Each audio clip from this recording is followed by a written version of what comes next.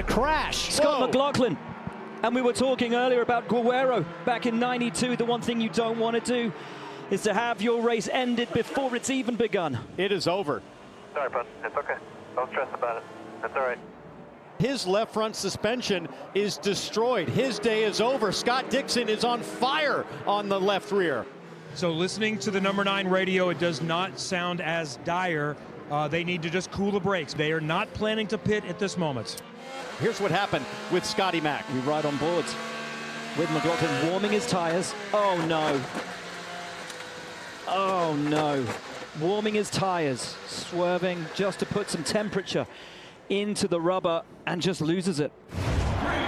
Sensational start for the rookie, Robert Schwartzman. Pato O'Ward tucked up underneath him already, and O'Ward has a look to the outside into turn 1, but Schwartzman will lead the field from the pole. Side by side back there, Alex Palou going around Rosenquist. Puff of smoke still out of the back of Scott Dixon. As side by side they are, a crash and one. Marco Andretti. We're racing once again at the Indianapolis 500. O'Ward tucked up in the toe, wants to have a look around the outside of Schwartzman into turn 1, and O'Ward will lead. Behind Sato, got a bit of a slow start. It gave Dixon a chance. He got blocked by Rosenquist, who gets around, and now on the outside it looks like, is that Ericsson trying to make a move? I see Alex Palou now rounding turn 2 in that yellow and red DHL car with a good run on his teammate Scott Dixon. And now Takuma Sato looks to make the move on Schwartzman. Sato goes to the high side. Sato to second. At the front, it's Sato putting the moves on Pato. Takuma Sato takes the lead. I'll tell you what, the AJ Foyt cars, David Malukas and Santino Ferrucci, are looking fierce. Here comes Malukas down the front straightaway to the high side of DeFrancesco. Malukas to P2. Wow, that is not easy to pass around the outside at turn 1 at IMS, but he gets it done on DeFrancesco, and Lil Dave is coming after Takuma Sato. They've now just told him to shut it off and get a fire extinguisher out. Yeah, they lost the water pump on carb day. As there's fire! There's fire all over the car. Fuel had gone out. And fire down on pit lane. It's something you never want to see. Rossi out of the car as flames engulf the number 20 ECR. And that is Rossi's day over, and he is furious. A spin in pit lane. Oh, my spin in pit lane. There's a crash. That's into VK. the wall. That's VK. VK was coming into the pits. We talked about the alternate strategy. He was on a slightly different one, and game over. Race-ending damage. No brakes at all. Oh. No brakes. Take a look at Rinus VK. Just loses the back of the race car violently. Big changes have happened on pit lane as it opened under caution. Here's a look at what happened to the race leader, Takuma Sato, who came in hot in the lead of this race, hasn't really put a foot wrong all day. Locks up, you see the fronts there, skids long in his box. Yeah, 6 feet long, just absolute disaster. And then, once the fronts are changed, watch the rear left starts to spin it. How about Robert Schwartzman? Watch the 83, goes in hard. Oh no! Like a bowling ball, takes out 4 crew members and the fueler. We will hope that everybody's okay. Now we go green. Jack Harvey pops out to have a little look at the champion. Alex Palou running 4 wide down the front stretch. Ryan Hunter-Reay has the lead. DeFrancesco goes to put the move on his own teammate Rahal, who drops to 3rd, and then comes Jack Harvey, Ed Carpenter, and Malukas gets up on the inside as Palou gets squeezed and Palou drops back. How did we get through that? That was some heads-up driving from Palou on back. We got a spinner. Kyle Larson. No! Larson hits Simpson. I think Stingray Raw may have been caught up in that as well. It is game over for Larson. The green is out and racing is on. And here comes David Malukas on the back of Jack Harvey. He will have the inside line, and keep your eye on Alex Palou, who's got Santino Ferrucci with him as well. It's 4 wide once again. Malukas on the inside. Harvey, Daly, who has the bravery? It is Daly. Oh my word. A wonderful restart for Connor Daly. And that will be the lead when DeFrancesco has to pit. Joseph Newgarden is back on pit lane. Joseph Newgarden has a fuel pressure problem. Came over to the radio, Luke Mason told him. So he came back into pit lane. They top it off with fuel, and they're going to try to send him back out. Oh, disaster for Newgarden's run from the back. It's Palou, Daly, Malukas. This is effectively the fight for the win of the Indianapolis 500. And after those stops, it's Palou who takes the advantage, but Daly will not want to let him go. Neither will Malukas. All three of these drivers who've had such a phenomenal day. And up comes Malukas on the inside of Daly. Puts the move on, makes it stick. And now Daly up on the inside of Malukas and has a look at Palou and gets them both in one move. Connor Daly, sensational. Malukas has a look and makes the pass on Connor Daly. Quite an easy run for Malukas in the end, and Daly is now really struggling. Really struggling, as he says, he's in really bad shape. He has to come in now. He stays out. And he is absolutely hemorrhaging speed. He has to. If he pits now, he'll never make it on fuel, despite what he's dealing with on his right rear tire. Palou, realizing this, says, I got to get up to the draft from David Malukas. And now a lot of pressure on Ryan Hunter-Reay as Malukas blends. Oh, no! He's stalling in pit lane. Hybrid. Georgia. Hybrid. Start it, Ryan. Rock him. Oh, that is devastating. Ericsson under pressure from Palou, himself under pressure from Malukas, and Pato O'Ward sitting behind them all, hoping to pick up the crumbs. What a terrific job from Marcus Ericsson on that stop, and his Andretti team got back out, stays in the lead there, and now Ericsson can go wide open, full throttle to the finish. Part of what they're doing is making Alex save enough fuel that he can, with 5 to go, turn it up and not have to hold it back. Oh, and he makes the move! Palou on the inside of Marcus Ericsson. He chooses now with 14 to go. White flag is out for the driver from Barcelona, Spain. Alex Palou could be on for his first oval and his first Indy 500 as he comes off turn 2. Little slide out of 2. He moves to break the toe from Marcus Ericsson. Ericsson has it all now in his hands. It is now or never for Marcus Ericsson. But Palou has the lead. Palou has the advantage. He told us coming into this weekend, if I don't win the Indy 500 in my career, it will be a career unfulfilled. He has, and the caution is out. Caution is out. Palou will win for validation, vindication for Alex Palou. He has won the Indianapolis 500.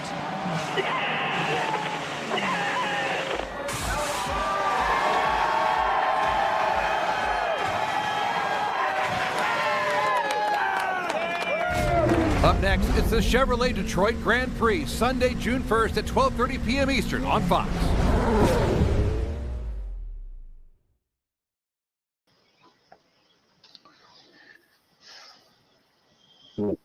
The newest episode, the Push to Pass podcast. I am Derek Vance, and joining me this evening here momentarily are both going to be Josh Roberts and Mike. We are all from what was an amazing 109th running of the Indianapolis 500 and our month of May coverage. Before we get into all of that and unpack what we witnessed, what we seen on Sunday, first and foremost, I want to thank, while they are here, both Josh and Michael for their outstanding work in covering what was a busy month of May in the 109th Indianapolis 500. Top-notch coverage by both of them. So I definitely want to thank them for the time and the effort that they put in to covering the month of May in the 109th running of the Indianapolis 500 for the Push to Pass podcast. Again, we will get into and unpack, again, what we witnessed, what we watched on Sunday.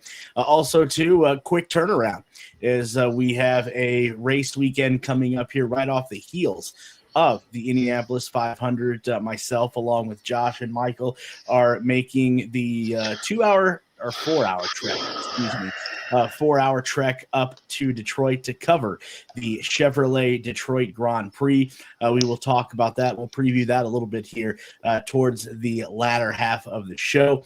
Also, we'll have Mike joining us to see how well he did this past weekend in our betting segment. And then we'll have the official push to pass weatherman, INDYCAR weatherman, to tell us what kind of forecast that we are going to have this weekend in Detroit. But before we get into all of that, let's bring in the other two that make this podcast pop. Again, Josh Roberts, Michael Monroe, thank you. Huge thank you for the job that both of you did covering the month of May in the 109th running of the Indianapolis 500. Josh, how are you this evening? Exhausted. This weekend has it took a lot out of me, being out at the track Friday, Saturday, Sunday.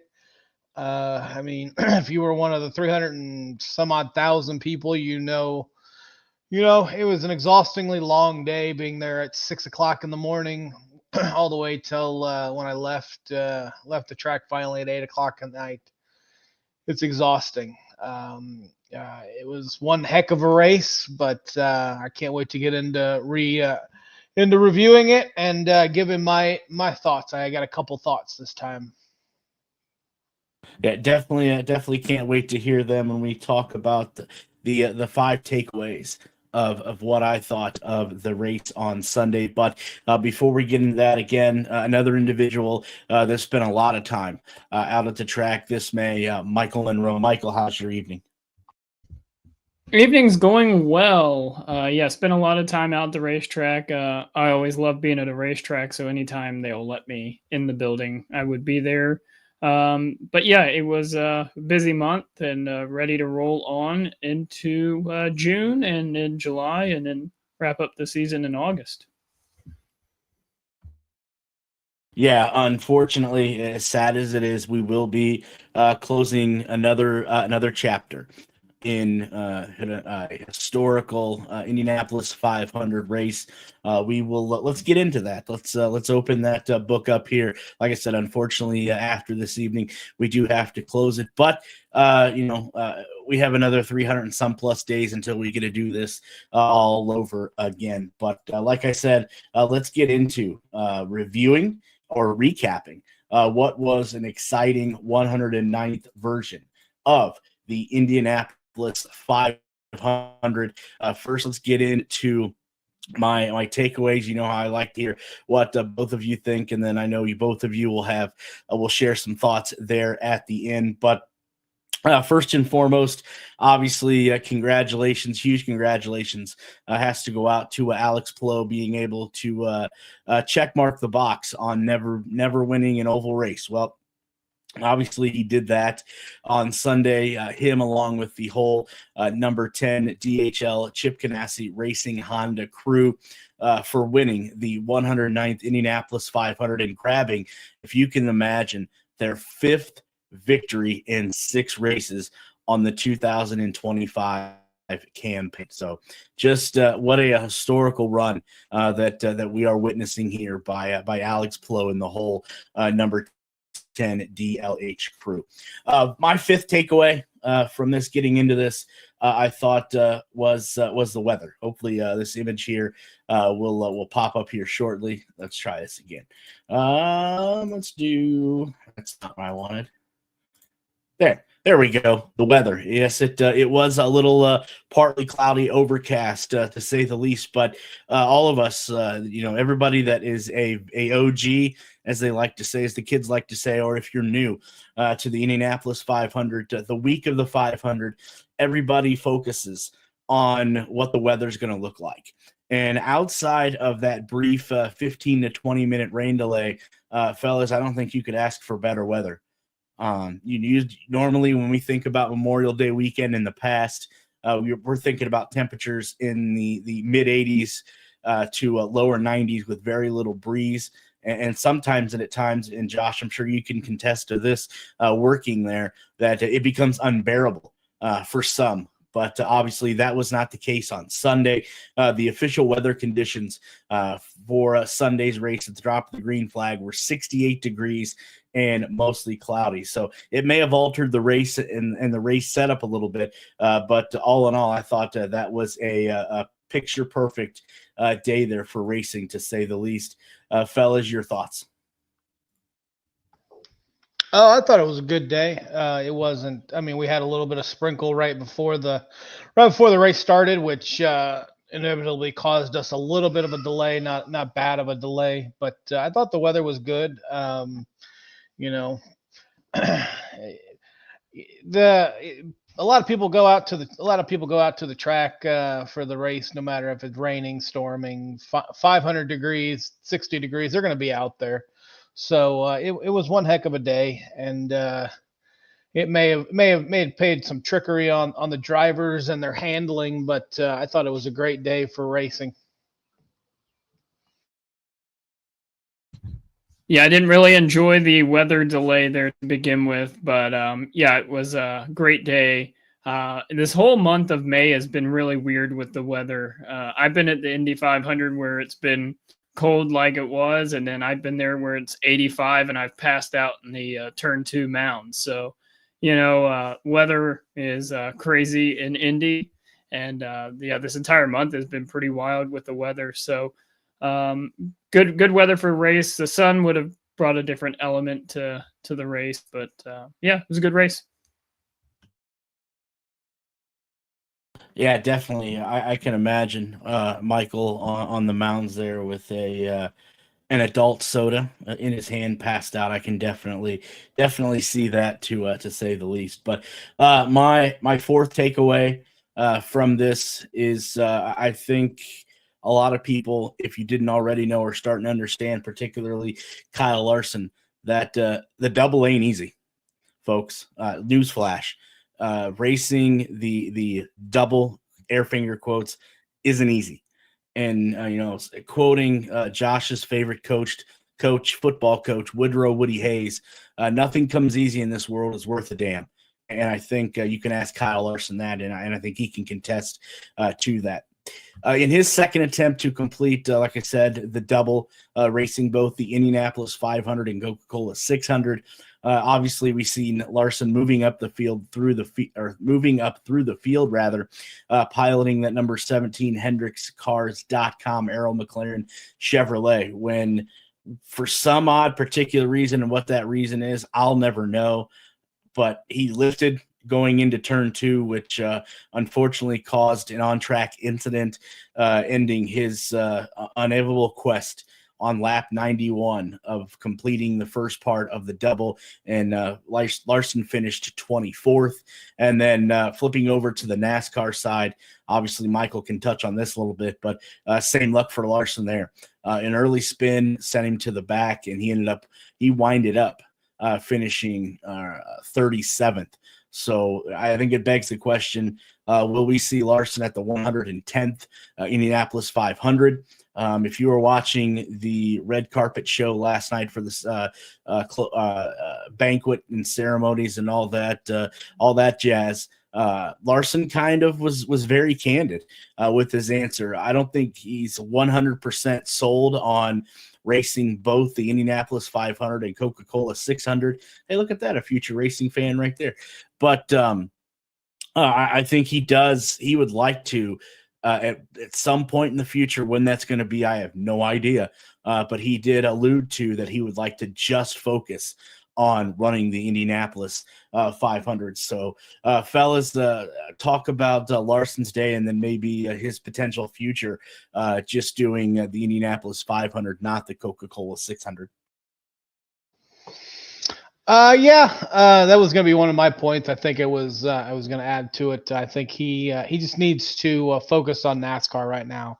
I mean, it was great that he tried it, but it was great that he tried it, and it brought in maybe some extra faces to the crowd, but and some extra fans. But he just, they say he can. They say that he can drive anything.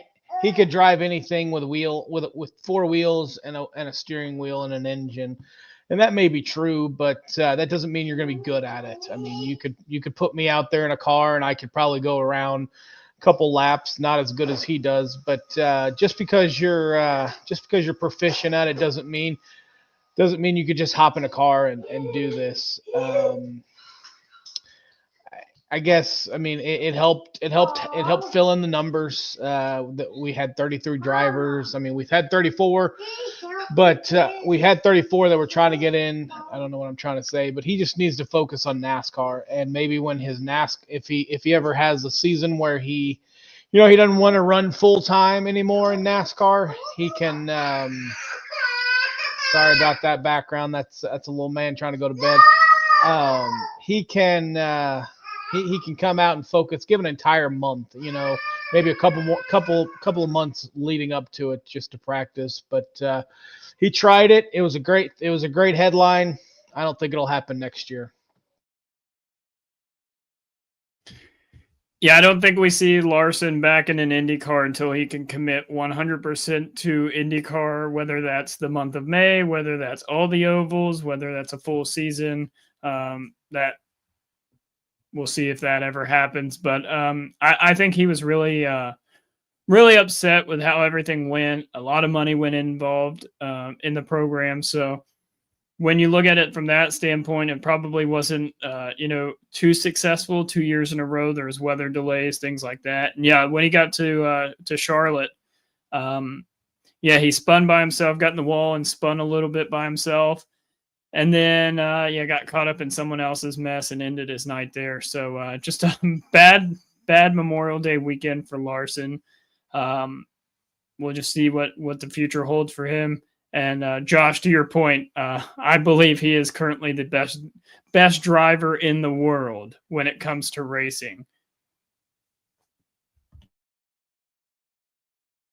Yeah, definitely can't argue with that. But again, Kyle Larson definitely has a long way to go before he can say that he's mastered a IndyCar. And I hope that I'm able to see the day that Kyle Larson is able to focus solely on IndyCar and maybe taking another shot at just the Indianapolis 500. And one thing Kyle Larson proved, it doesn't matter how skillful you are behind the wheel, because all three of us are in agreement that Larson is one of, if not the best when it comes to driving something with a wheel and four tires, but it just couldn't do it 2 times in a row trying to complete the double. All right, moving on. My third takeaway from Sunday's race was all of the new names that were up front during Sunday's race. Sometimes the IndyCar does get a little on the boring side because you see the same old names at the top of the leaderboard. Well, Sunday was just the opposite, which I thought made for more exciting racing. The 2025 Indianapolis 500 had 14 different lap leaders, tying for third most in race history with the 2013 and 2023 races, respectively. The 2024, race holds the record at 16 different lap leaders, while 2017 and the 2018 race had just 15. Now, I talk about some of the new names on top of the leaderboard. There you had Takuma Sato with 51 laps. Just a side note, Sato has led 138 career laps in 7 different events in his Indy 500 career. Ryan Hunter-Reay with 48, Marcus Ericsson with 17, Devlin DeFrancesco with 17, Alexander Rossi with 14, Connor Daly with 13, Christian Rasmussen with 8, Robert Schwartzman, the rookie who was on pole, led 8 laps, while he led the initial lap of the 2025 race in his first Indianapolis 500 start. He joins Johnny Aiken in 1911, Paul Boast 1931, Theo Fabe in 1983, and Tony Stewart in 1996 as first-time starters to lead the initial lap. Rounding out, you had Jack Harvey leading 3, David Malukas with 2, and Ed Carpenter with 1. And there were a handful of drivers who led the Indianapolis 500 for the first time. Fellas, get your thoughts on some of the new drivers that were able to lead laps this past Sunday. Yeah, I mean, with how pit strategies work, eventually I feel like you're going to have like different drivers that are going to be able to claim they led a lap. Having Connor Daly up there being being the hometown hero, having the luck that he was having to be able to lead that many laps, that was a great story. Hunter Ray, the 2014 winner of this illustrious race, I believe that was the year he won. That was a good throwback. I had this thought last week, and I didn't bring it up, but sometimes I feel like some of these one-off drivers outside of Kyle Larson, I think they just go out there to. I thought they just went out there to fill in the field. We need 33 cars. We only have 27 full-time drivers, so we need some of the one-offs to come in. And I was thinking, they just take up spots, and do they really do anything? And I was corrected. Outside of Andretti this week, Marco, he didn't really. He was just there, in my opinion. He didn't really make any splash. I think he was just there, hoping. And it makes the streak of there being an Andretti, a Foyt, or an Unser in the race. It just extends that, I heard. But a lot of those drivers that did the one-offs, they changed my mind this week, and they did go out there and give it their all. So having that many leaders at the 500 was pretty interesting. But as we all know, it came down to the one and only guy who's dominating this series that ended up winning this race.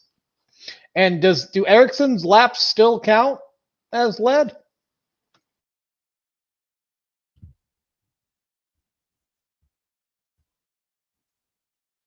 Yeah, as far as I know, his laps would still count, even though he was sent to the back. And I'm sure we'll touch on that a little bit more. I think a big shout out to both Takuma Sato and Ryan Hunter-Reay, both one-offs. You look at Ray Hall, Letterman, Lanigan, and that team, they weren't very fast, but you had two cars leading laps, and both Devlin and Louis Foster run halfway decent throughout the race, so that was really good for them. Graham Rahal, yet again, just an abysmal race. Then you look at Ryan Hunter-Reay with the one-off, not only for Hunter-Reay, but for Dreyer and Reinbold with Don Cusack and Cusack Motorsports.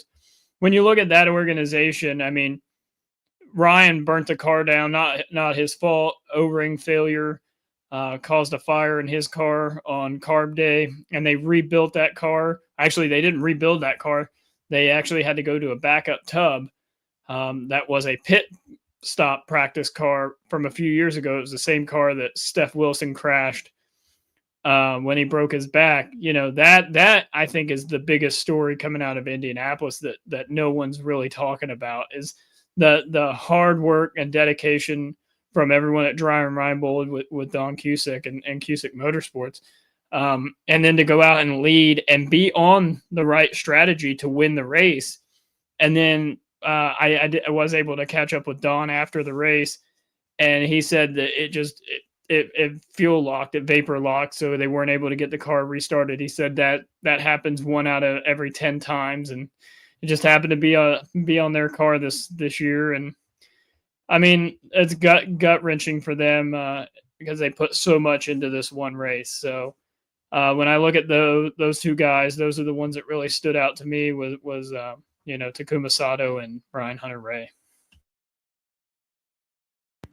Yeah, and to Michael's point, if Ryan Hunter-Reay's car does not stall, they hit a home run on the strategy. That car, if it does not stall, we would be talking about the winner of the 109th Indianapolis 500, I believe. They had the right strategy. They were on point with everything, and all their hard work that they did early, that 1 year ago they had to scramble for, but they it's a microcosm as to when a driver says, the track picks the winner. And that's obviously no more true today as it was on Sunday. But yes, if Ryan Hunter-Reay's car does not stall, I truly believe that they had the right strategy, and we would be talking about them as the winner on Sunday. But unfortunately, that just didn't happen, didn't come to fruition. All right, second takeaway that I have, second to last takeaway that I have. You want to talk about a team that's got to be feeling good about themselves? Look no further than AJ Foyt Racing. The show that they had on Sunday, you think about it, AJ Foyt has not put a car in victory lane since 1999 with Kenny Brack, and he had such a great shot at it on Sunday, not with just one car, but two cars, as they both brought home top 10 finishes. First on screen here, David Malukas in the number 4 Clearance Technology Chevrolet. He started 7th, and obviously with all the sorting that took place 24 hours after the race, and we'll talk more about that later in the show, he comes home P2. And then Santino Ferrucci, who started 15th, was able to work his way through the field to a top 5 finish in the number 4 homes for our troops Chevrolet. In an interesting stat that I don't know if either one of you know about Santino Ferrucci, but every year that he has been a participant in the Indianapolis 500, he has come away with either a top 5 or top 10 finish. So great job by both David Malukas and Santino Ferrucci of AJ Foyt Racing. Fellas, get your thoughts on the day that AJ Foyt Racing had. Definitely great run by that team. I'll start out with Ferrucci first. A couple of years ago, I mean, he was in the lead, and I believe he was in the lead and then contending for the race, and I can't remember what happened, but it was a heck of a race. But he's steadily growing.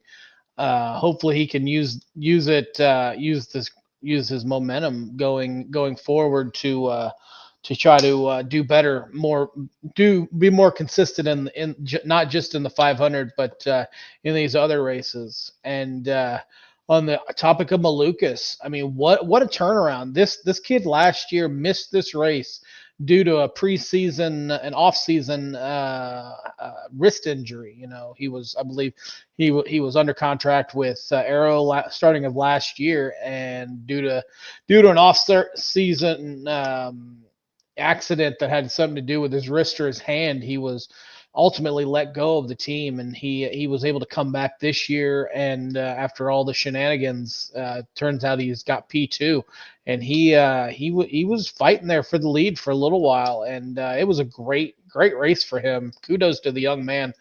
Hopefully he comes back next year with that P2 spot and can maybe make it P1, go a little bit farther up next year.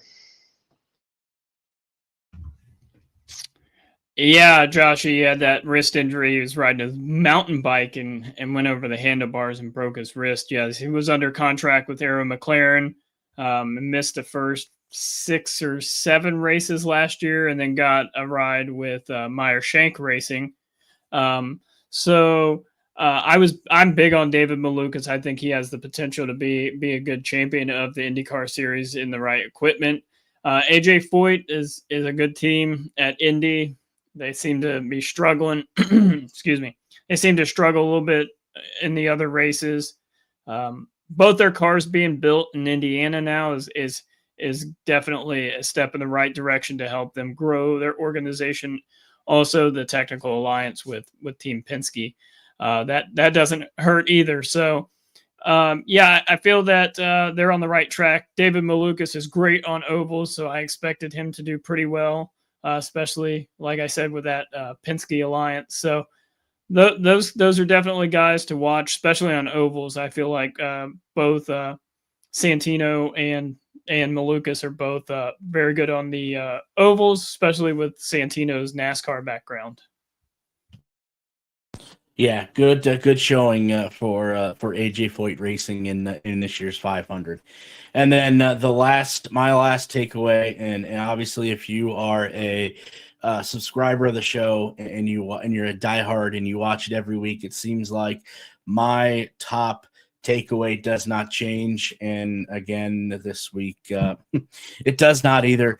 Alex Palou picks up his first oval victory, and something that I touched on back when we were talking about and previewing the Sanzio Grand Prix is what would be the bigger storyline. Kyle Larson at the time completing the double, or Alex Palou sweeping the month of May. And guess what? Alex Palou goes out and does. Sweeps the month of May. So he can check mark an oval win off of his bucket list. Just a few more accolades to add to Alex Palou's Hall of Fame. I don't know if Hall of Fame, but GOAT career so far. This was his obviously first career Indianapolis 500 victory in his 6th attempt. Also, too, Palou is now the first Spanish driver to win the Indianapolis 500. Palou, who is just 28, the last 28-year-old to win the Indianapolis 500 was Buddy Rice back in 2004. Palou becomes just the second driver under the age of 30 in the last 10 years to win the Indianapolis 500. The other was the last rookie to win the 500, Alexander Rossi, who was 24 when he won it back in 2016. In the past 5 Indianapolis 500 races, only Alex Palou and 2022 winner Marcus Ericsson were able to hold the lead over the final 10 laps. And oh, by the way, ho-hum, did I mention that Alex Palou now leads Pato Award by 112 points. So he may have that championship locked up here in the not so distant future. But fellas, again, I know we've talked about it. It seems like maybe every show, just how great Alex Palou is. He's a machine, man. I mean, him and his team they're dialed in. They are. I mean, they may not have gotten the pole, but they've gotten everything else this year. They're a pole. They're a pole away from. I mean, if they would have had the pole for the 500, they would have swept the month of May, which I mean, I still think they did. And it's crazy the way that he's been able to be so consistent in driving and winning. I mean, I know he's been consistent over years of top 5s, top 10s, top 3s, but just I mean, this is a Hall of Fame worthy season. I mean, they could take this if he goes on and wins this championship by a wide margin. They could induct this season into the Hall of Fame. And I think the drivers, if you watch the awards banquet, I think they have figured out a way to beat him. All the drivers evidently chipped in, and they have bought his entire family a 5-week, all-inclusive, everything included vacation. Now, it starts this Thursday. It's yet to be known if he's going to take up that 5-week hiatus and take his family, but we'll see if on Thursday he's at the track in Detroit or if he's on a beach sipping margarita somewhere. Yeah, it'll be interesting to see. I doubt he takes it, but it'd be interesting to see. And the sad part is they could give him 5 weeks off, and there's a potential he could still be the championship points leader. That's the sad part. So Palou is just on it right now. I was talking with several people at the track about it, and it's just history in the making. Like, he is continuing to build history, and as consistent as he is, it's going to take mechanical failures for him to lose this championship, because he doesn't do many things wrong when it comes to the IndyCar series. I think the last mistake he made was at Iowa last year, and he crashed the car, but he doesn't crash cars very much. He doesn't put himself in dangerous positions. So outside of, mechanical failures and things like that, it's going to be hard to beat him at this point in the championship. I seen a stat today that his 112 points between him and Pato Award is the same distance between Pato Award and Nolan Siegel in 19th, which is 112 points. That just shows the history that he is performing right now.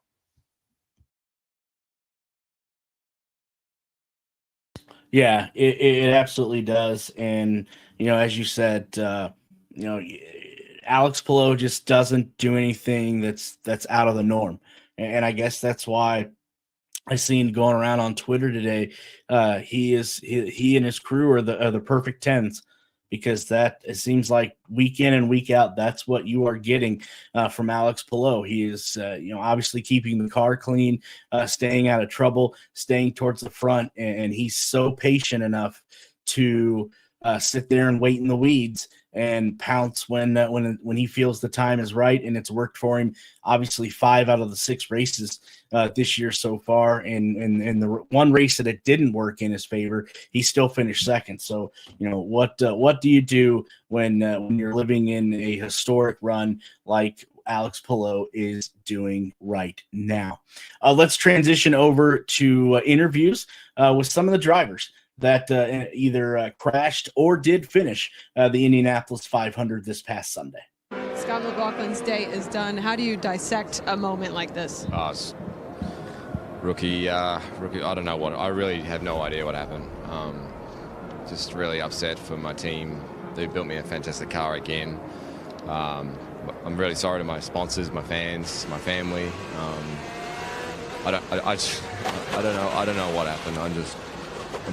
I can't believe we're out of the race. I just had so much hope today, and it's by far the worst moment of my life. So I'm just, I know it's probably dramatic, everyone's whatever, but it's just like I put so much into this race, everyone does, and I'm just didn't even get to see the green flag.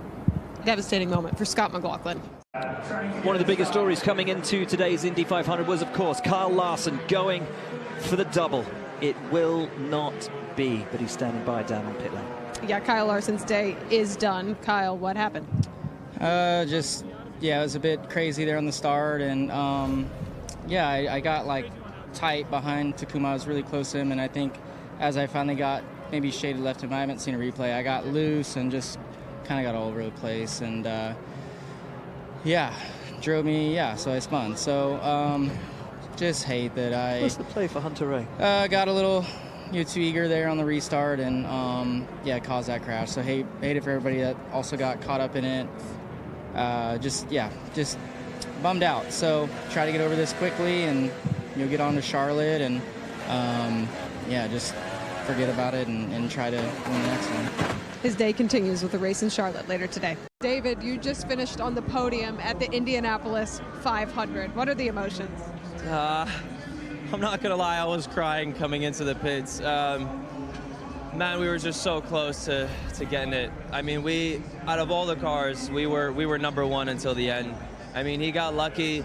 Lappers came in and he was able to get a run. We were leading, so he had a good tow. I mean, he timed that perfectly. But from our side, we did everything absolutely perfect. We were in the number 1 car. I mean, with pit stops coming out. I mean, everybody saw when we came out of the pits there. I mean, we were ahead of everybody. It was an incredible job from the crew and the strategy. Obviously bittersweet because we didn't get it, but man, if I look back 1 year ago, I didn't have a left hand, and I was up there in the pagoda watching as a fan, and now 1 year later, I can say I was a part of the 500, and not just part of it, but fighting for the win. So bittersweet, but a lot of positive take from it. You have a podium to get to. We'll let you do that. All right, thank you. Everybody happy for this moment. You said your career would not be complete without a win here at Indy. You're an Indy 500 champion. I cannot believe it. What an amazing day. What an amazing race. Sorry, I'm out of breath, but just celebrating it. Just got very tired, but what an amazing race by the tank crew, everybody at CGR, HRC. I cannot believe it. It's amazing. It's amazing to be here. It's amazing to win. There were some moments that I felt really good in the race, but at the end I didn't know if I was going to be able to pass Marcus or not. But yeah, made it happen. First of all win. What a better place. 29th start on an oval, and you just mentioned it. You hadn't gotten a win until today. How much of a challenge was it just to adapt to this style of racing and to do it right here today? It was tough conditions out there, especially when you were like 3rd or 4th in the pack. Even leading, like the MPG, the fuel consumption was super high, so team didn't want me to lead. I wanted to lead, obviously, but yeah, made it happen. I already lost my voice and haven't even started celebrating, so. How about the moment when you ran down pit lane and you saw your team and you saw Chip Ganassi? Yeah, it was amazing. I don't know why they let me be there alone. I told them if we were going to win that we were going to meet there. But yeah, amazing. Best celebration ever. Your wife and your baby girl are waiting in victory circle for you. Thank you. Thank you for all the fans, all the support. It's amazing. Thank you so much. That's Alex Palou. He is the Indy 500 winner.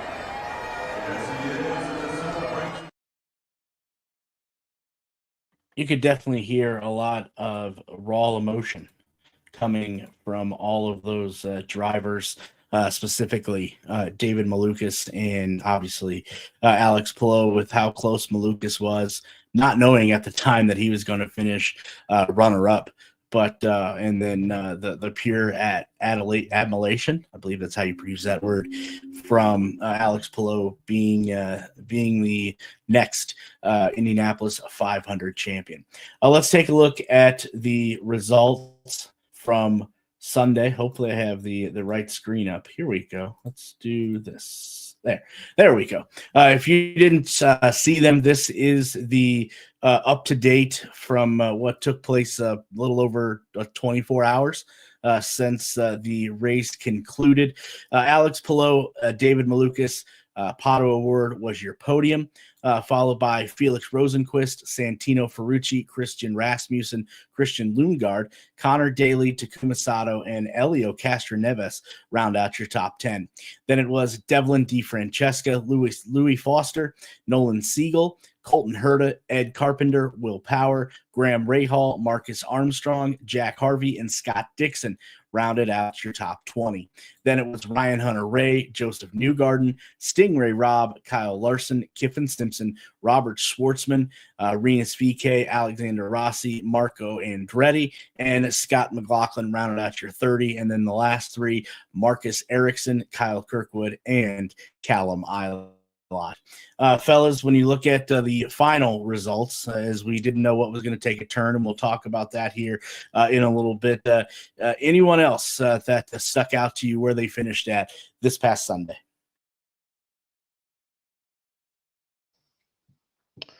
I mean, of course, McLaughlin and his I don't know, his brain fart going down the front stretch during warm-ups. That was probably the biggest shock to me. I mean, other than the disqualifications, moving those cars to the back. But I mean, Connor Daly being up there, that was a surprise to me. I thought Sato would do a lot better. I mean, I don't know. I mean, a top 10's a really good thing, but for a one-off, you really want to win that race. So those are my three. Those are the three that I would say stuck out to me the most. Yeah, the one that sticks out to me the most is Louis Foster from Rahal Letterman Lanigan, rookie, finishing just outside the top 10 after the disqualification. So completed all the laps. I mean, there's not much more you can ask for as a rookie coming into this race. And I don't know if we'll talk about the banquet much, but I actually believe that he should have won Rookie of the Year, even though Robert Schwartzman won the pole. I believe Louis Foster should have won Rookie of the Year for the Indy 500.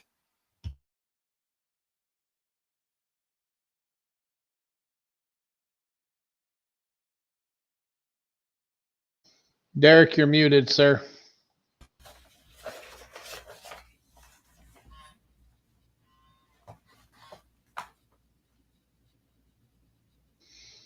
Hey, Mike, how's it going?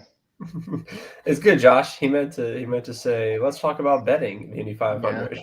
Did you make any money, Josh? That's what I want to know. I did not. I put money on Sato, and I put money I didn't do any top 10s or top 5s or anything. I just put straight wins. I put money on Newgarden and Sato, and neither one of them won. I mean, Sato was doing really well there to begin with, but he just had that mess up in the pits, and my money went away. Well, maybe next year, man. It was an interesting betting 500 for me because I walked away Sunday afternoon thinking, crap, I just lost a ton of money on Pato Award not being the top Chevy and Pato Award not coming top 3 I did decide to place a bet on Pelot Sunday morning. It was on the betting card. It was a half unit, so it was just more of a little bit of a hedge, just because he's just been absolutely dominant, and it was a little bit of a hedge on the Chevy, on the Pato bets. But yeah, I was all in on Pato and McLaughlin, so it started off rough with McLaughlin, and then I thought Pato was going to make a charge. It seemed like things were playing the way he wanted, but I'm sure you guys talked about this. I think those two cars at the front really messed everything up. But otherwise, so then, like I said, it took a turn. It became a profitable, slightly profitable 500 for me when they announced the disqualifications, and I immediately contacted my sports book. So if you have not done that, or you have Pato top 3 bets, they were very clear that they're making a business decision to pay me, and not actually, per their rules, they didn't owe me any money. This reminded me of my Pato to win bet in St. Pete, which would have paid me a couple grand. They never paid me for when Joseph Newgarden got disqualified for the button use. So I was fully expecting not to get paid, but it's always worth a shot. So you never know. Your sports books, they're greedy SOBs. So most of the time you don't get paid, but in my case, they did pay me. So I cashed in on all the top 3 bets I had on Pato, which was probably, besides Top Chevy, my next biggest exposure. So it turned out to be an okay 500. It would have been an extremely profitable 500 if Malukas didn't spoil my Top Chevy party. I was really hoping Malukas would get disqualified, and then I could ask for my Top Chevy bet, which they probably wouldn't have paid me. It would have been too much money. But yeah, man, it was an interesting 500. All the DQs. I think all the owners are going after each other's throats, pointing, having runners point out these imperfections on these cars. It's wild. I wish, what would have happened if Ericsson won? That would have been a total cluster. So yeah, it was a fun betting 500. Pelot's just spoiling all the fun. At least this time it was 6-1. I got him at. I waited till the very end. He got up to 6-1 and at a couple books, and I was like, all right, I'm pulling the trigger. I'm not gonna let this guy beat me yet again. So yeah, that's pretty much how it went down for me. Well, that's good. I'm glad your sports book chose to do that, because we've heard of sometimes in the past where someone does a prop bet, and on a different sport we'll take a hit. Somebody's supposed to have like 4 hits in a game, and you bet on it, and they end up, after the game, they end up changing one to a fielder's choice, and the books don't pay out because of that technicality. I'm glad to hear on this technicality that they actually paid you out. Yeah, I've gotten a lot of messages from people on X saying their book has not paid them out, and I've gotten just as many messages saying the book has paid them out. So, it depends on the book. If they're trying to keep your business, not keep your business. If there's competition, I mean, where I am in Florida, there is no competition, so they pretty much could have given me the middle finger if they wanted to, and I got no other choice if I want to bet besides going offshore. So I was surprised that I got paid. But I have, in other places they will, I saw somebody, one of the sports books, God, I wish I could give them credit. I want to say it was FanDuel or Bet365. And I don't know what state either, but it popped up on my timeline that they returned all the Scott McLaughlin bets after somebody, I guess they got a hold of the picture of him crashing before the race started, and all the stuff that was going on about that, and the pictures of him with his hands in his head, and they gave the bets back, which they do sometimes for players who get hurt in games, and they return player props. So that was good to see. But anyway, we are moving on to next week. The bets all cash the same in Detroit. We actually do have odds for Detroit. That's what's exciting. That is a good thing. Who are you looking at outside of Pelot, who we all know is probably going to be the betting favorite again, being the defending champion of this one also? Yeah. Well, he's not the defending champion, right? He won 2023, and somebody else won last year. Now, granted, Scott you got Dixon. Oh, yeah, Dixon There we won. go. Yeah, that's what it was. Sorry. It was a rain race. I think Pelot came in like 14th or 15th or something. I think I read something. The average finish of an Indy 500 winner in the next race is somewhere in the mid-teens, whether that be all the distractions, whatever it is. But I hate to say this, but I'll probably not be betting Palou, and I think this is more of a Long Beach situation. It's hard. I was looking back at some of my spreadsheets and history. The hybrid's throwing everything for a loop, right? Palou's figured out the hybrid. We don't have a ton of data besides just pockets of last year where they've made changes. So it's hard really to get a feel for these odds. And Palou's figured out the hybrid car better than anybody else, and he's just destroying everybody. So, I'm looking back now at the beginning of the year. We could have gotten Palou for the title at 2-1. I believe I put a tweet out a month ago, and I said this is probably the last time you'll see plus money next to his name. I'm pretty sure. I don't even think we're going to see championship odds again. We might even see a without Palou championship. So basically, who comes in second, because he's all but locked it up. And I doubt there's somebody out there willing to bet minus 10,000. $10,000 to win 100 on him to win the title. Just doesn't seem like good ROI, or I don't think there's enough big money like that in IndyCar. That kind of stuff happens in football and some of the major sports. But yeah, so I already put a bet in on Herta at 5.5 to 1, and I'll probably throw another bet in on either Dixon or Kirkwood. The Andretti cars are going to be strong here, a la Long Beach. Ganassi's going to be strong here, a la Long Beach. So, yeah, I think we're getting some bigger numbers because Palou's sitting there at plus 170, I believe, favorite. So to me, that's just unbettable. I'd rather just try to hit 5, 6, 7, 8, 9, 10 to 1s. Ericsson, I saw was 25 to 1. I think he might be a decent bet to throw in for this race. He does well here as well. But I will get back on the Palou bandwagon maybe next race, or when we get back to any sort of road course. Now we might even have to think about Palou for ovals. I mean, still, I think Trensky short ovals, but going with Detroit, yeah, I think I don't know. If Palou is fastest in practice, forget it. He's got. You're just gonna have to bet Palou. But if Palou's not the fastest in practice and he, isn't in that fast 6, I think Detroit's a hard place to pass. I will be off of Palou and on some other guys and hopefully get some bigger numbers. Fantastic. Derek or Michael, you guys got anything?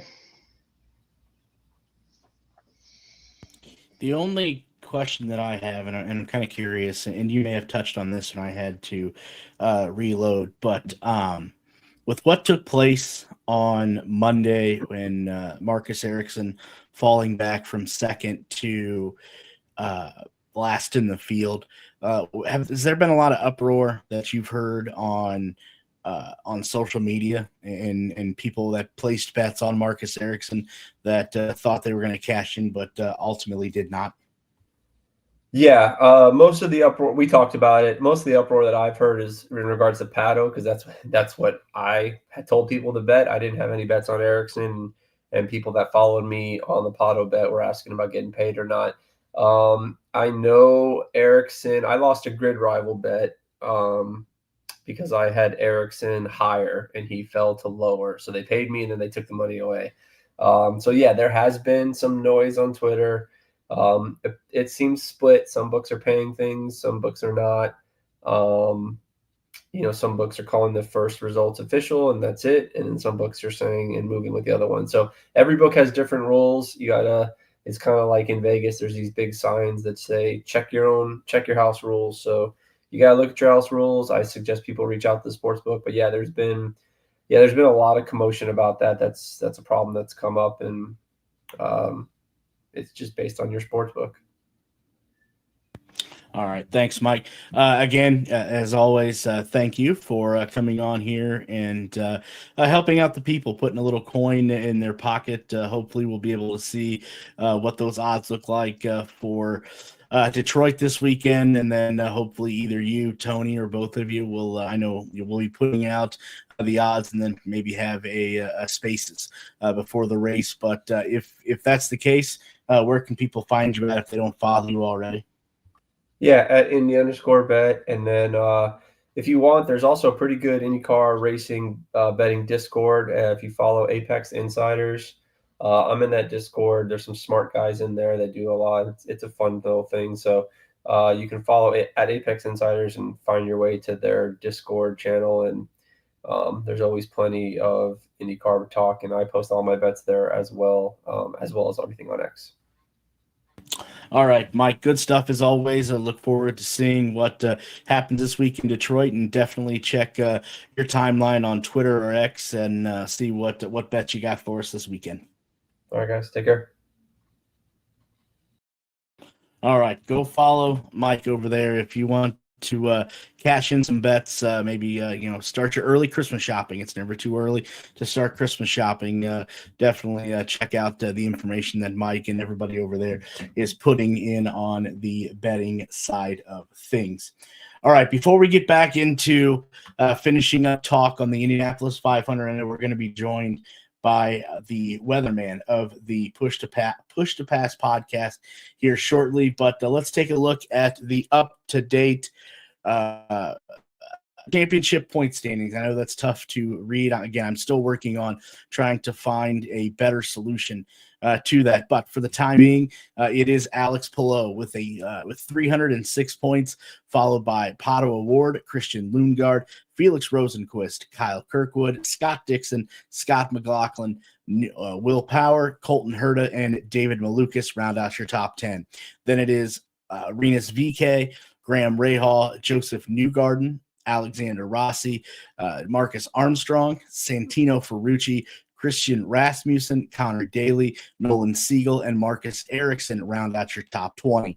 Then it's Louis Foster, followed by Kiffin Simpson, Robert Schwartzman, Devlin DeFrancesca, Stingray Robb, and Callum Ilott is in 26th position. So with all of that, we are almost ready to put a bow on what was an exciting and historical Indianapolis 500. Either one of you want to add a comment or two here before we bring in our next guest to hear what the weather is going to be like in Detroit this weekend? I have two takeaways, and you guys, one of them, it probably doesn't bother you because you guys weren't close to it, but the first one is they need to cut out the concert during the race. Turn 3, then the snake pit. It's a great thing. I know you don't want to take it away because it'll take follow. But if you're in turn 3 or 4, you want to watch the race. You don't want to hear boom, boom, boom, boom, boom, boom, bah, bah, boom, boom, boom, boom, boom, boom the entire time. It's annoying. I sat out there. That's where I was stationed at. I'd rather be able to watch the race, listen to it, see what's going on, rather than having to watch fireworks or flames or strobe lights. It's fantastic if you want to have it during carb day, have it before the race, have a couple DJs up there before the race. You want to do a little bit of concert after the race, but during the race, to me, it's just too distracting. And my second takeaway is they need to have an oval race before the 500 on the schedule. This was a fantastic race, but it was a sloppy race. Some of these drivers, they're great, but it looked like they forgot how to drive on an oval. Which just to let you know, 254 days. Let's take two. It was 252 days since the last time they had driven on an oval, which was at the Nashville Speedway. I just thought it was a very sloppy race. I think they need to put an oval on. I think had they had a little bit more practice driving on an oval in an actual race scenario, I think we would have had a heck of a lot better race. I don't know how you could have topped it, but I think it would have been better. Those are just two opinions I have.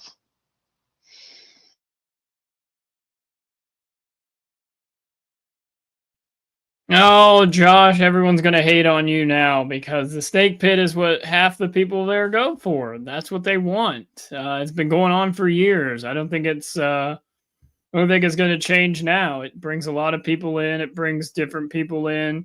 Brings people that probably never go there in, and they get to see maybe some of them. I've seen some videos that I don't think those people are going to remember what they had the day before or after, but it brings people to the speedway that may never have come, and then they see what's going on, and then maybe they start following the IndyCar series. So I don't think you're going to get rid of that anytime soon for those reasons. Also, it brings in a lot of money, and I can get behind an oval before the 500. I don't have any problems with that at all. That would be fine with me. Yeah, two very valid points. I would like to see both taken into consideration, especially for the people that do sit into in turn 3 and have to deal with the snake pit all day long.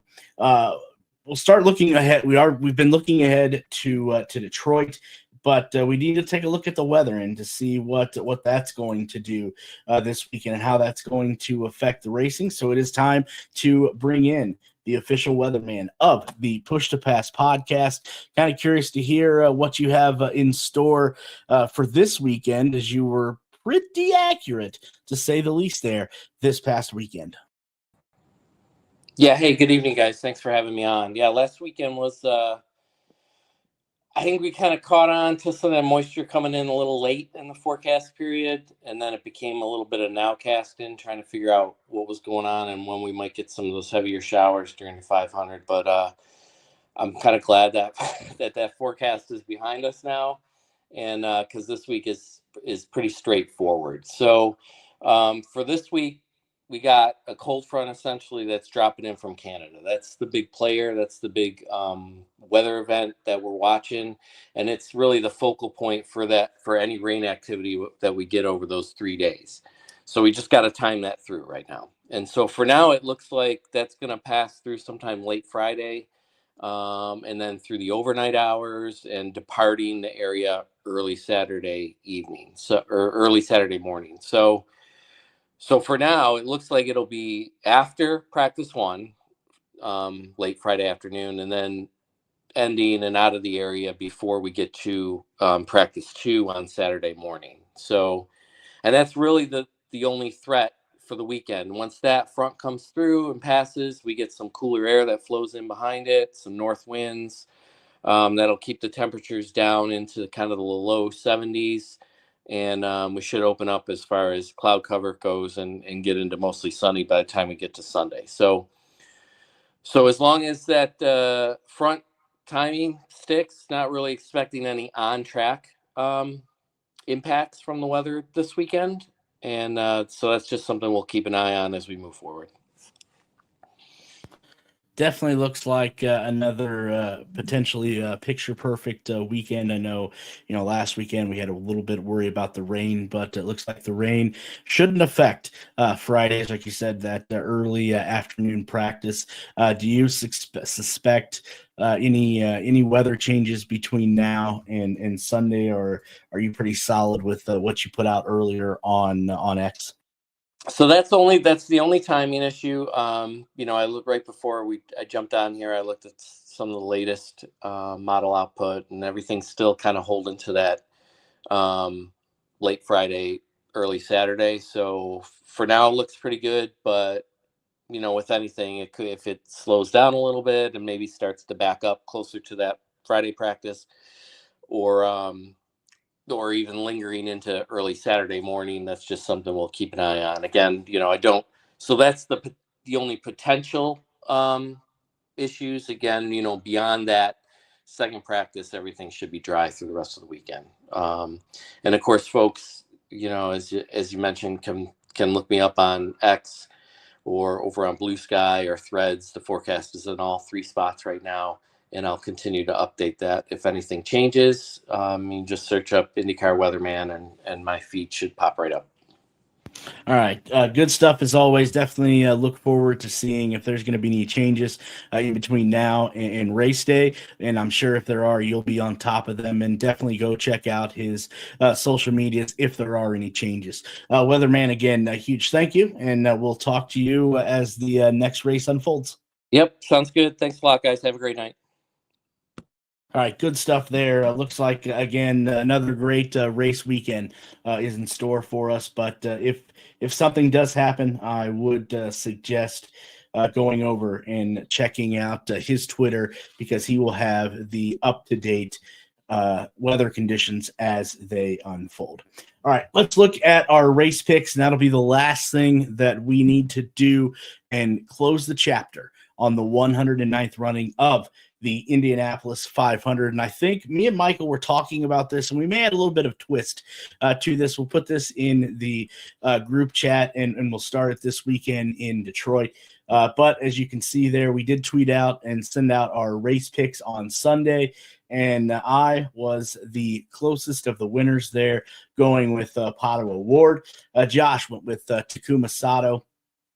Michael went with Scott Dixon, so his day was done early. And then Joy over there went with the pole sitter, Robert Schwartzman. Felt good about it, but just as the race unfolded there, he kind of bowling balled, unfortunately, his crew a little bit, and that kind of knocked him out. So right now, the up-to-date standings, I am up by the slimmest of margins, 3-2 over Josh. And Michael and Joy are bringing up the rear with one race apiece. But there is plenty of time for all three of those individuals to catch myself. All right, let's take a collective breath here a little bit. We will hear from our sponsors, and then we will get into previewing the Chevrolet Detroit Grand Prix before we get on out of here on this Tuesday evening. Again, a huge thank you, as we always do, to our sponsors of the Push to Pass podcast. First, Always Ready 1776. For all of your patriotic apparel, headwear, and more, go check out Always Ready 1776, and you can check them out on the web at alwaysready1776.com. And if you do peruse over there and find something that you like to purchase, remember to use that promo code that you see right there in the middle of the screen, Push to Pass, for 10% off of your order at Always Ready 1776. Another great sponsor of the Push to Pass podcast is Gettum Associates. For all of your home design, build, and remodeling needs, remember, it's Gettum Associates. And also, you can find them on the web at gettum.com. If you do choose to go with their design services, make sure you mention the promo code down there at the bottom, Push to Pass, for $250 off any design service. Huge thank you both to Always Ready 1776 and Gettum Associates for being proud sponsors of the Push to Pass podcast. All right, let's get back into it here, as we do have a new race on the horizon to discuss, and it is the Chevrolet Detroit Grand Prix. I know all of us are going to be en route one day or another this weekend to cover that race. Excited to do that. First, let's take a look at what the circuit and map is going to look like this weekend. Then we'll give you some track. As you see right there, that is the 2025 Chevrolet Detroit Grand Prix presented by Lear, and the track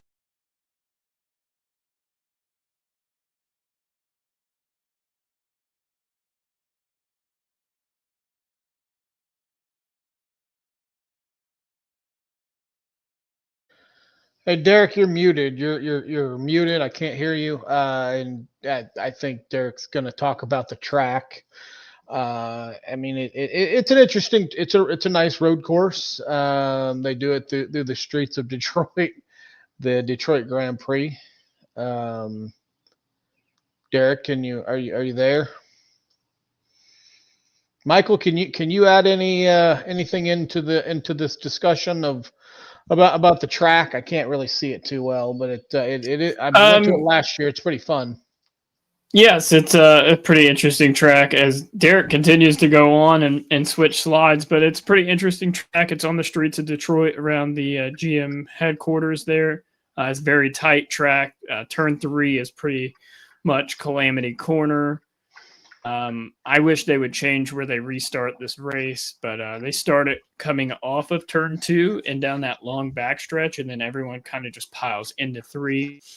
So it doesn't start, the race doesn't start at the traditional start-finish line, which is over by pit road. And pit road is different here too. It's a split pit road, so you have some cars pitting on the right, some cars pitting on the left. So that's a different concept to kind of adjust your eyes to as well. Derek's got the schedule pulled up here. Friday, Saturday, Sunday.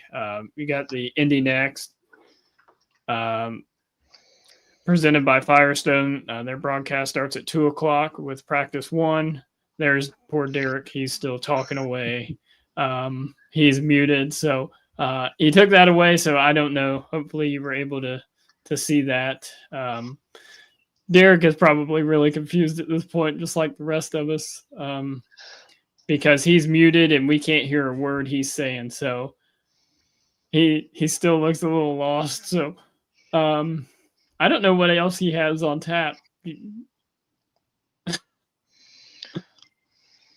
there? We're here. Let's try this again. There you go. There you go. Wow. What? Somehow, some way, you muted yourself and through that whole spiel talking about the tree, and absolutely nothing came about. So here's the schedule, which I didn't think that was the slide that's supposed to come up, but there we go. There is the track map of the race in Detroit there.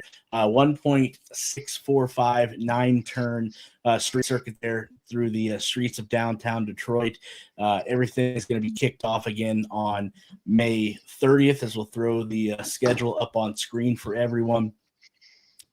We have practice at 3 o'clock on Friday, and then next practice would be Saturday at 9 a.m. And then qualifying gets started at noon on Saturday. And then we have a quick warm-up session on Sunday morning. And then the green flag's going to drop around 12:30 on Sunday. Fellas, what I was leading into here is anybody have anything that they've witnessed the last 2 years at this street circuit from the streets of Detroit? Last year was my first time going. It was a really cool experience being there. You could see Windsor, Canada, right across the street, right across the river, or the gorge, or whatever you want to call that. And it was fun. It was a fun track. The crowd was pretty good. I can't wait to get back up there and see it again. Where the media station is, you can see a good part of a straightaway of the track, and can't wait to get up there and see how it is.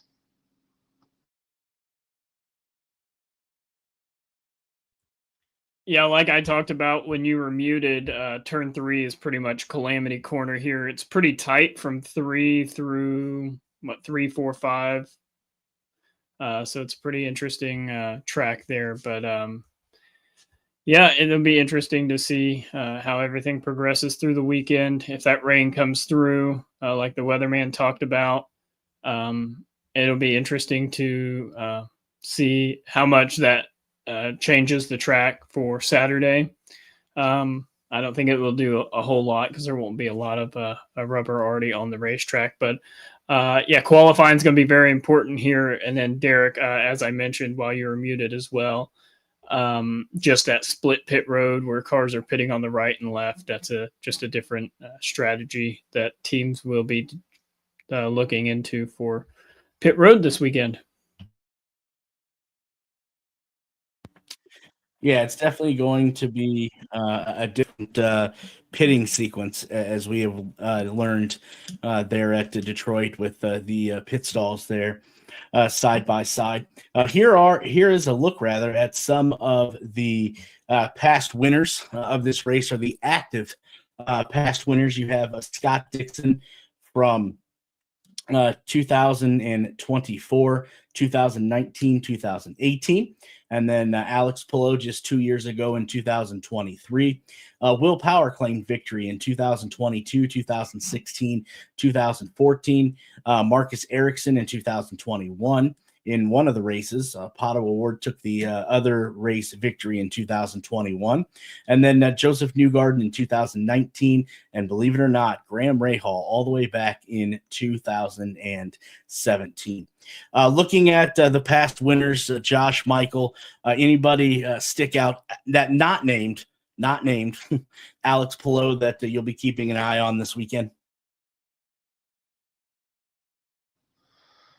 I look for McLaughlin to come back and make a make a strong comeback after his boneheaded move this past weekend.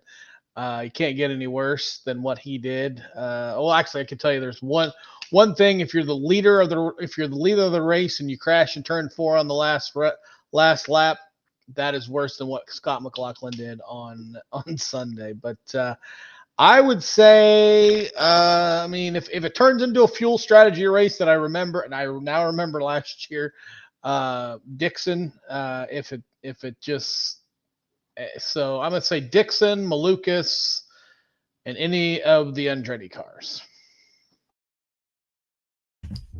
Well, your past winners are slightly flawed because you only have Palou and Dixon to look back on, since this will be the third race on the streets of Detroit and not over on Belle Isle. So I guess you have to go Honda if you're looking at it that way. So Dixon would be a good bet. Obviously Palou. The Andretti cars were fast at Long Beach, so they'll probably be ones to look for. The one outlier I would say would be if Will Power can put everything together, but it's all gonna be really based on qualifying. If I'm being honest. Yeah, Michael, I think you're absolutely right. That's going to be the outlier for sure. Is who does what and who does well in qualifying. So I think we'll have more pieces to the puzzle Saturday after qualifying than obviously what we do now. So just keep tabs on all of our social media channels, because we'll be putting out all the information there from Detroit as we cover it from every angle, as we did here in the month of May in the Indianapolis 500. All right, a couple news items that we need to hit on here before we get on out of here this evening. First news item that I have, we've been kind of hitting around the bush a little bit on this, but some post-race violations and penalties were handed out as a surprise, I think, to all of us on Monday. First, it was the number 27 and 28 entries for Andretti Global. They were in violation of improper conduct, and which Rule 9.3.1, Rule 14.1.2, and Rule 14.1.3. And then the other entry that was dinged as well is the number 90 entry for Prema Racing. They were dinged as well on Rule 9.1.3, Rule 14.7.6.8, first improper conduct, and then the front wing didn't match up to specifications as well. And then Rule 14.7.6.4, wing flaps weren't up to standard as well. So big penalties for all three of those cars as they were shuffled to the rear of the field. Prize money and championship points that were earned were taken away. And then additionally, each car received a $100,000 fine, and the team / competition managers for all three entries have been placed on a 1-race suspension that will be served at the Detroit Grand Prix this weekend. So with that being said, Marcus Ericsson, Kyle Kirkwood finished 31st and 32nd respectively, and Prema Racing's Callum Ilott finished 33rd. Fellas, get your take on these rules and violations and penalties that were handed down early Monday afternoon. What could have been? What would have happened if Ericsson would have won the race? That would probably have taken up a big chunk of our show today. I think with the Penske cheating scandal, you're going to have a heck of a lot more of this now. I know they were talking; they're wanting to bring in an independent independent organization or independent something. I can't remember what the term was, that they want to bring in independent reviewers of, or technical people of this that are not affiliated with IndyCar to come in and do the technical inspections. That is a big penalty that Ericsson got. My question would be, did something happen? Was it something that, do they look at the cars before they go out on the track and look pre-race inspection? Okay, if they did, how did it pass through pre-race inspection and then post-race inspection it gets caught? They've got to be more consistent with this. That's my whole thing. And I would love to know what the crew members, what improper things they did. Did they flip someone off? Did they yell? Did they curse on the radio? What was it? That would have been hilarious to know.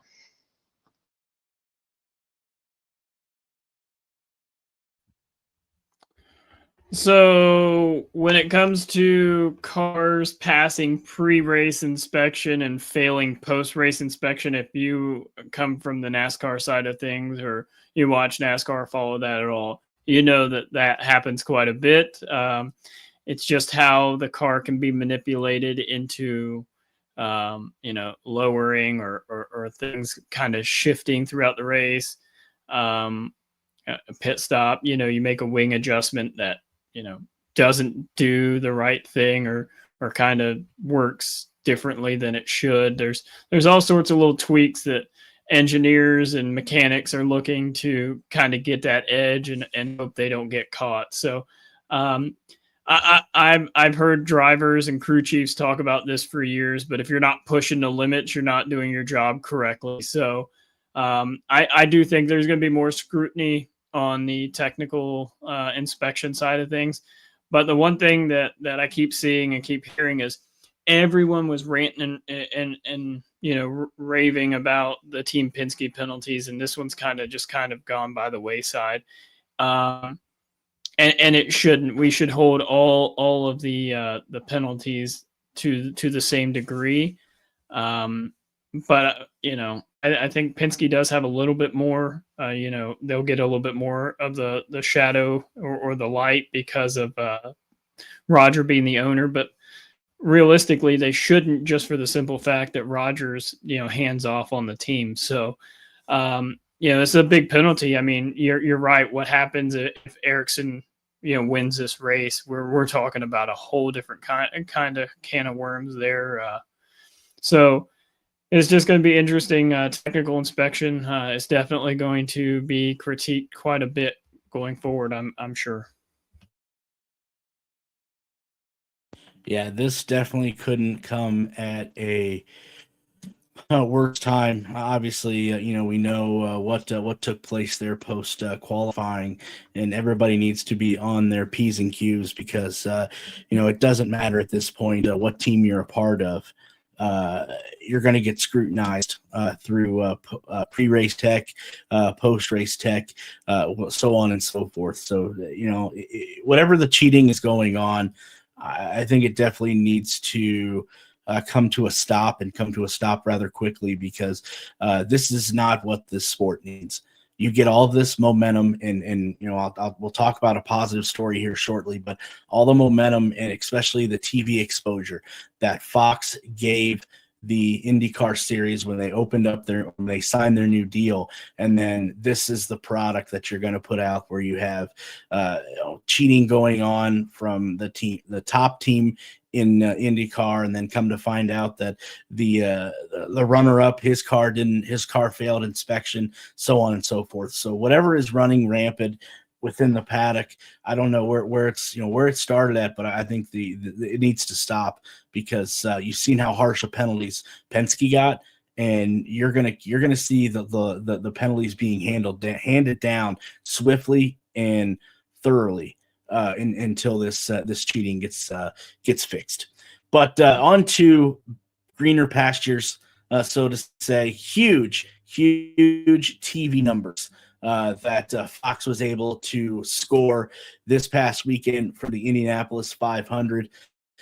You got to hand it to Fox when they signed the new TV deal with INDYCAR, as we talked about, Fox put some serious time and money and effort into promoting the sport's biggest race, and the viewership numbers this past weekend show it. The first Indianapolis 500 that aired on Fox produced a vast increase as Sunday's race was watched and as an 0.05 million viewers, the race's largest audience in 18 years, when it was 7.24 million back in 2008. The Fox broadcast was up 40.3% over the 5.02 million viewers who watched last year's race on NBC, and that viewership only peaked to 8.43 million viewers at the end of the 200 lap race. Fellas, huge congratulations, I think, has to go out to Fox for the job that they did promoting this race, and the viewership tells the same story. Definitely. It was a big win for Fox. My question is what I would love to know is how did the lifting of the blackout, how did that help? Did that did that I think that, I mean, obviously that boosted the ratings significantly, I think, but we'll see as we go forward. It's one heck of a win for Fox. Hopefully they take that into Detroit this coming weekend and can pull a good number out. Well, if you remember last year, the blackout was lifted due to the rain delay. So the numbers seem to be better, obviously, this year. That could have a slight increase in the numbers. But overall, good numbers for Fox. I've seen a lot of people being critical of Fox online as far as so many commercials, too zoomed in, so you're not seeing more of the field. So there is some issues with Fox, and it's bled over from NASCAR for years, that the same complaints keep happening. So hopefully they get those kind of buttoned up, and they listen to their fans, because they have listened to some of the critiques they've got in the past.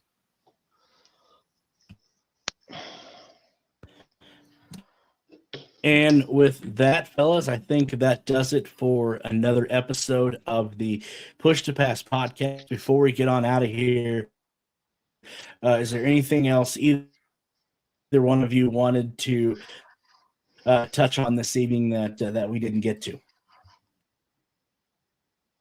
Just want to say thanks to both of you for your guys' coverage, your continued dedication and coverage to the to this podcast, and especially Michael for he gave up a lot of time this past month out there doing articles, doing interviews with different drivers. And Derek, you were out there, and just want to thank your dedication. I know I wasn't out there in the official Push to Pass capacity a lot, but I just want to say thank you for holding it down out there, and looking forward to the more races we can this year.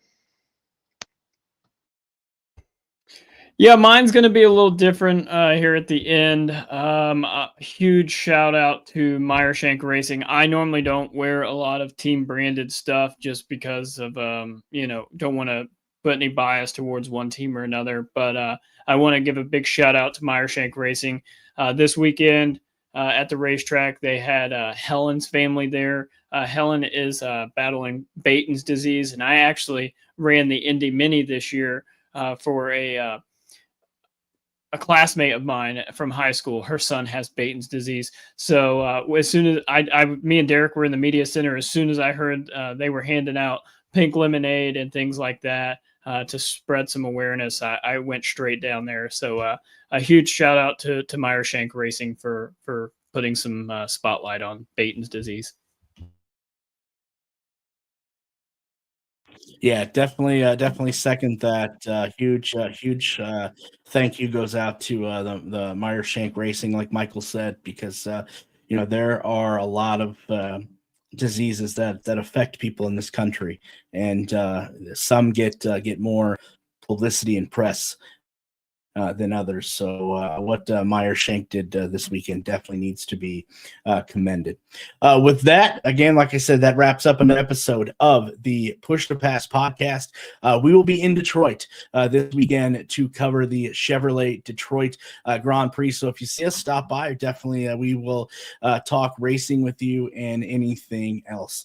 So for myself and Josh and Michael and everyone else that makes up the Push to Pass podcast, until next week when we talk and discuss what took place in Detroit.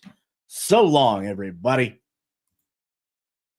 Good morning, race fans. It's race day. Boy, that never gets old, does it? There is no other day on no other place on this planet like race day in Indianapolis. This place is starting to become a buzz and activity. They're starting to wheel the cars out on the pit lane. We're on the air, guys. Let's have some fun. Have a good show out there. The world's largest sporting event, and you are here with us. Nature has other plans for us right now. A slight hold, it appears. We will start with the auxiliary starter. Equipment command is appropriate. Race fans, and now for the most famous words in motorsport. Drivers, start your engines!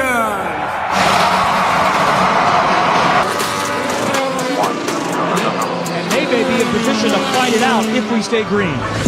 And here comes your championship leader, Alex Palou. Go hard, all the way. Go hard. Oh, and he makes a move for it. Palou on the inside with Marcus Ericsson. He chooses now. All points, no mistake. White flag is out for the driver from Barcelona, Spain, Alex Palou. And the checkered flag comes out. He has won the Indianapolis 500. This generational talent, how is that for an image? Let's go!